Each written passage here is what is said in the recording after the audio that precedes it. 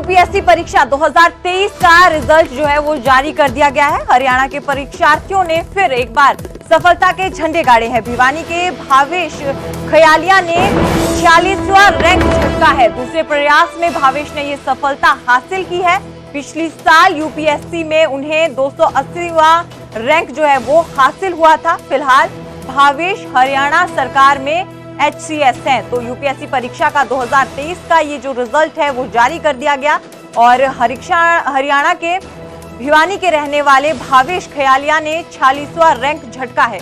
उन्होंने दूसरे प्रयास में भावेश ने ये कामयाबी हासिल की है।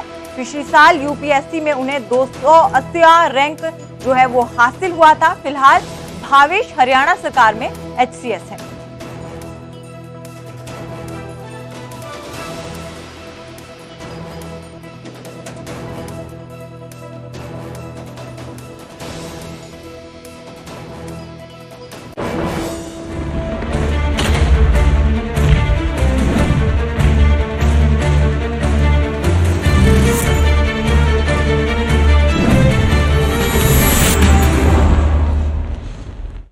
वहीं हरियाणा की राजनीति का रुख करेंगे।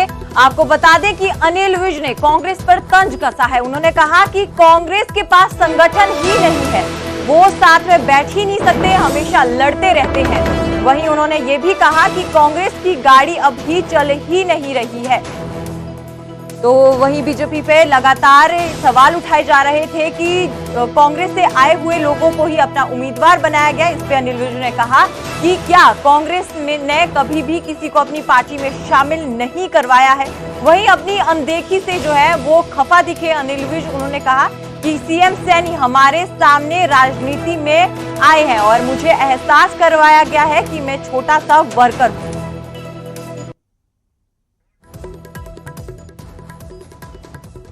देखिए, कांग्रेस के पास कोई संगठन नहीं है 10 साल से। यदा कदा कुछ ग्रुप्स हैं और वो आपस में कभी इकट्ठे भी नहीं बैठ सकते, लड़ते रहते हैं। ये तो कांग्रेस पार्टी तो जिस प्रकार से कोई बड़ी फर्म है वो अपनी एजेंसियां बांटती है। या मान लो सब्जी मंडी में आपने देखा होगा कि सब्जी जब आ जाती है तो रेहड़ियों वाले आते हैं, फिर वहाँ बोली लगती है, जो ज्यादा बोली देता है वो सब्जी लेके चला जाता है। वही हिसाब इनका, अब उसमें टाइम तो लगेगा ही। तो मैं उस लेवल का वर्कर हूँ, एक छोटा सा वर्कर, अपने हलके में जो मैं काम कर सकता हूँ और मैं पूरी ताकत लगाकर अम्बाला छावनी से जो भारतीय जनता पार्टी की उम्मीदवार है बंतो कटारिया जी, उनको जिताऊंगा। अरे मुझे जैसा बताया गया ना, ये मुझे एहसास कराया गया कि आप एक छोटे से कार्यकर्ता हैं और आप जाके अपने अम्बाला छावनी में काम करो।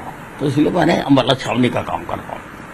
तो आप केवल अम्बाला छावनी तक ही प्रचार करते हुए नजर आएंगे या फिर कोई और आगे कहीं पूरे हरियाणा में भी जाएंगे? नहीं, मैं कहीं नहीं जाऊंगा।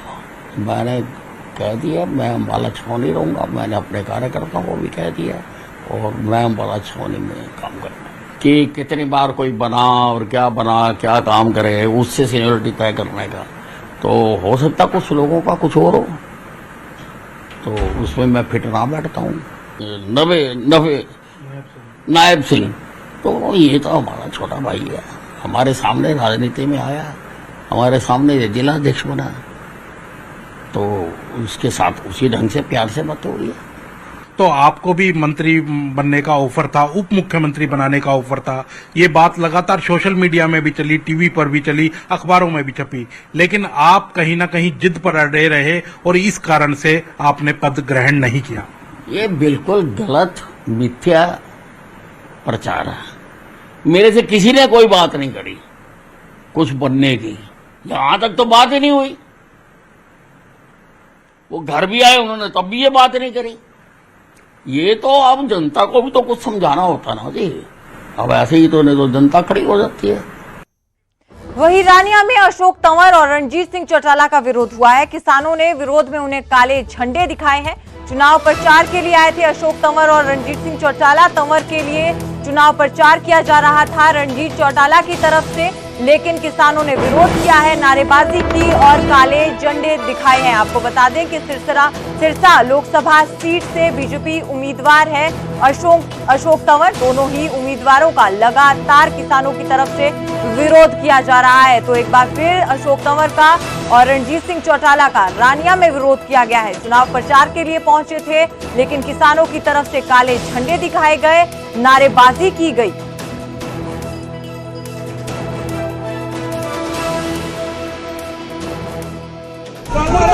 साथियों, आज रानिया गाबा पैलेस के अंदर जो मीटिंग थी बीजेपी प्रत्याशी अशोक तंवर और बिजली मंत्री चौधरी रणजीत सिंह की, उसका विरोध करने का हमारा मकसद मेन यही है कि देखो इलेक्शन चल रहे हैं और ये हवाई कैंडिडेट जो आए हैं इनसे यही पूछना कि बीते समय में हमारे किसान मजदूर के ऊपर आपने जो तशद्दुद किया, उससे रिलेटेड हमारे एमएसपी को लेकर, बिजली बिलों को लेकर जो सवाल थे, या मौके पे जो हमारा शंभू और इन बॉर्डरों के ऊपर जो आंदोलन चल रहा है, जैसे शुभकरण की शहीदी हुई, जैसे 700 से ऊपर किसान शहीद हुए, उनको लेकर इनसे सवाल पूछने थे, लेकिन सवालों का जवाब देने के बजाय ये लोग उस पैलेस की पिछली खिड़की से निकलकर भागे।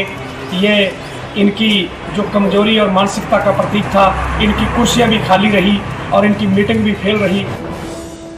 वहीं रणजीत सिंह चौटाला ने कुमारी सैलजा को बहारी बताया है। आपको बता दें कि कांग्रेस से सिरसा लोकसभा सीट से उम्मीदवार हो सकती है कुमारी सैलजा। कुमारी सैलजा 2 बार सिरसा लोकसभा सीट से हार चुकी हैं, ये कहा है रणजीत सिंह चौटाला ने।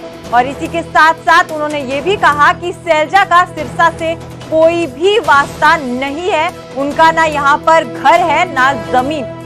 आपको बता दें कि रणजीत चौटाला का 10 की 10 सीटों पर जीत का दावा भी उन्होंने किया है। तो एक बार फिर से रणजीत सिंह चौटाला ने कुमारी सैलजा पर वार किया है। हालांकि कांग्रेस ने अभी किसी भी उम्मीदवार का ऐलान यहां पर नहीं किया गया है, लेकिन कयास लगाए जा रहे हैं कि कुमारी सैलजा को जो है सिरसा से कांग्रेस अपना उम्मीदवार बना सकती है। लेकिन रणजीत सिंह चौटाला ने उन पर वार किया और कहा कि कुमारी सैलजा बाहरी है, उनका सिरसा से कोई भी वास्ता नहीं है।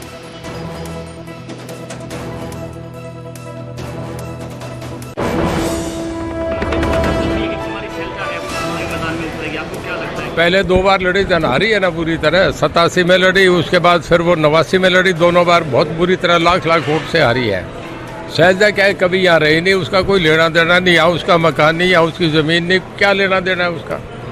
सब दोनों जो कैंडिडेट हैं बीजेपी के, आप और लोकसभा अशोक तंवर जी की यहाँ कोठी है, उसकी कोठी है क्या? यहाँ कोई उसका एड्रेस है क्या? कोई पता है, दिल्ली में रहती है, कभी आई नहीं।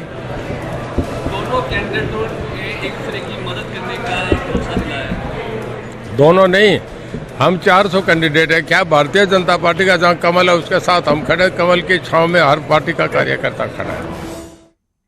वित्त मंत्री जेपी दलाल ने न्यूज 18 से खास बातचीत की, बीजेपी का संकल्प पत्र बताया। उन्होंने कहा कि ये मोदी की गारंटी है जो बीजेपी का संकल्प पत्र है। इसी के साथ साथ उन्होंने कहा कि हमने धारा 370 को खत्म किया है और राम मंदिर भी बनाया है। किसानों की आय दोगुनी करने के वादे पर भी यहाँ पर जेपी दलाल ने जवाब दिया। उन्होंने कहा कि कोरोना महामारी में जो 2 साल खराब हो गए थे, लेकिन मोदी प्रबंधन से हम अच्छे से उससे उभर कर निकल आए।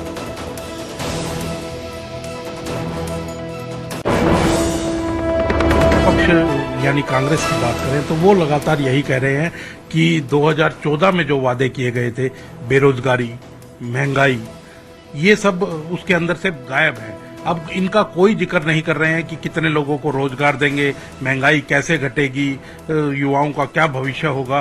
अब उसका कोई भी जिक्र इसके अंदर नहीं है। किसान का कोई जिक्र नहीं है कि किसान की आय को दुगना किया जाएगा। 2022 तक की बात कही गई थी, लेकिन अब इस समय इस संकल्प पत्र में कोई भी जिक्र उसका नहीं किया गया। सब लोगों को पता है कि पिछला जो 1.5-2 साल था योजना का, उसमें भयंकर जो बीमारी आई कोरोना की, उसमें सबसे अच्छा प्रबंधन दुनिया के अंदर हमारा रहा और किसानों के दम पर जो है हम 80 करोड़ लोगों को अनाज देने के लिए सक्षम हुए और सब लोगों को फ्री में वैक्सीन लगवाई। हमारा विकसित देश थे अमेरिका, ब्रिटेन, उनसे अच्छा प्रबंधन रहा है और सभी मानते हैं कि जो तेज गति से काम चल रहे हैं, इससे रोजगार के साधन भी बढ़े हैं और एजुकेशन के साधन भी बढ़े हैं मेडिकल कॉलेजेस बन रहे हैं, हाईवेज का काम चल रहा है, इंफ्रास्ट्रक्चर में एयरपोर्ट का काम चल रहा है, एम्स पहले से दुगने से ज़्यादा हुए हैं, और पोर्ट्स का काम है, मेट्रो का काम है, और इसी तरह से इंफ्रास्ट्रक्चर का काम होता है तो रोजगार के साधन भी बढ़ते हैं। ये एक ऑनगोइंग प्रोसेस है और मोदी जी का लक्ष्य ये है कि कुछ छोटे लक्ष्य लेकर वो नहीं चलते। देश को पूरी तरह से विकसित राष्ट्र की श्रेणी में खड़ा करना ये उनका लक्ष्य है। हरियाणा प्राइम में फिलहाल इतना ही। आप देखते रहिए न्यूज़ 18 पंजाब हरियाणा।